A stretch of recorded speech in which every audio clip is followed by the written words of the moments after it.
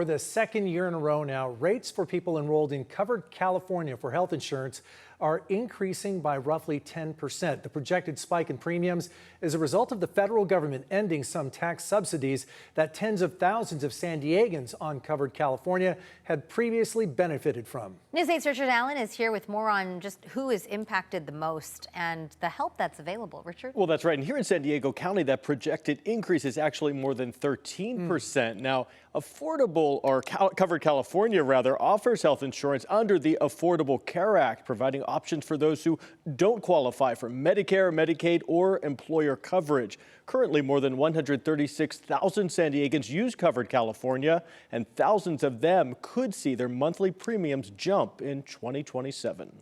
It's getting hard to afford rent and, pay insurance.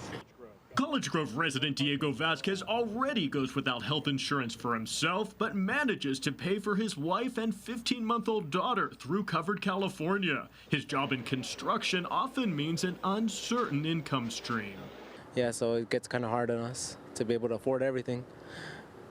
So sometimes we have to make some choices. One of those choices may be to drop his family's coverage altogether, he says, if the monthly premiums rise too much, and instead pay the tax penalty, topping $2,000. If it's less than what we pay for insurance, then yeah, if it would be less than that. Jessica Altman is executive director of Covered California. It is a moment to be empowered by being informed. She points out that this nearly 10% increase refers to what insurance companies are charging. For the majority of our enrollees who are receiving those tax credits, the premiums may go up 9.9%, but what's coming out of their bank account every month isn't. Of the 136,000 enrollees here in San Diego County, more than 100,000 still receive those government subsidies. For example, the average monthly premium for a single person is $670, but the subsidized rate, what they actually pay, is $194. And so it's really important that people who are enrolled in Covered California, renewing, or even people coming to shop, sort of recognize that this number we're talking about is before the financial assistance is provided.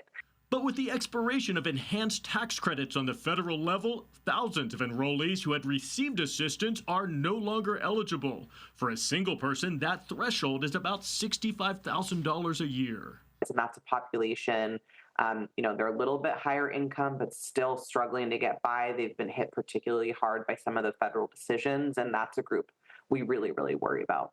Altman says it's critical to understand what you qualify for before making any decisions and to take the time to shop around for the best option. And you may be able to even keep seeing the same doctors, but change your health plan to get to a lower premium with the same deductibles and copays, et cetera. Also critical, she says, is consulting Covered California's representatives to figure out what works best for you. Please use our free resources. Please use our enrollment partners, human beings in your community just waiting there to help you figure this out.